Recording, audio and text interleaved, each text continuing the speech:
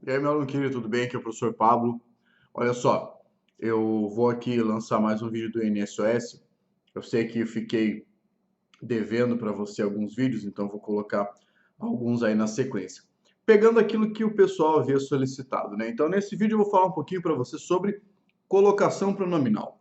Você pode esperar o que com relação a essa matéria de colocação pronominal na sua prova? Bem, eu sempre dou a sugestão para os alunos quando eu estou dando aula que você memorize duas coisas. Primeiramente, os casos facultativos. Por quê? A examinadora, ela se acha espertona e ela monta aquela questão pedindo se determinado pronome poderia ser deslocado para antes ou para depois da forma verbal, porque isso faculta a regra da língua portuguesa. Bem, então entenda o seguinte: existem dois casos de colocação pronominal facultativa.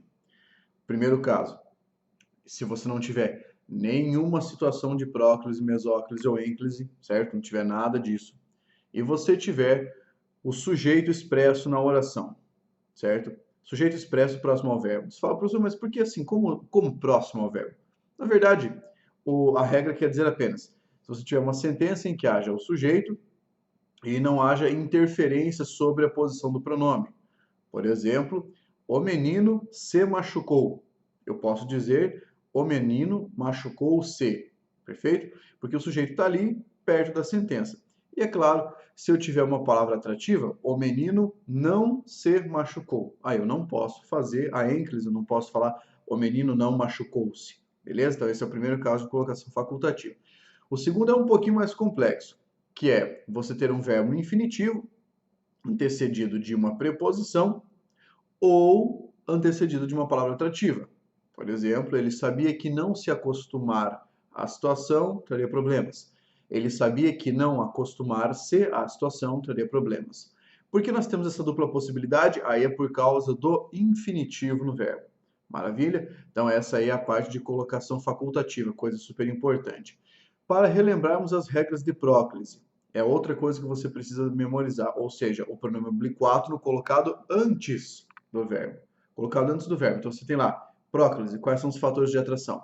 Palavra negativa, conjunção subordinativa, pronome relativo, pronome indefinido, pronome interrogativo, advérbio, a expressão em mais um verbo no gerúndio, né? A preposição em mais um verbo no gerúndio, em se tratando, em se desculpando, beleza?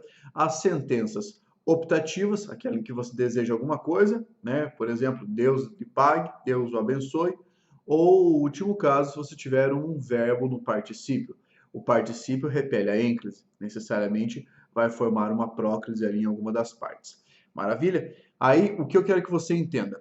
Essas regras nós estamos aqui apenas para repassar. Eu não estou gravando um vídeo para colocar, para expor essas regras. Eu faço isso em outro momento. Como se trata do INSOS, é só para você rememorar essas regras que você já deve ter estudado. Beleza? Essas são as regras com as quais o CESP trabalha, fundamentalmente falando.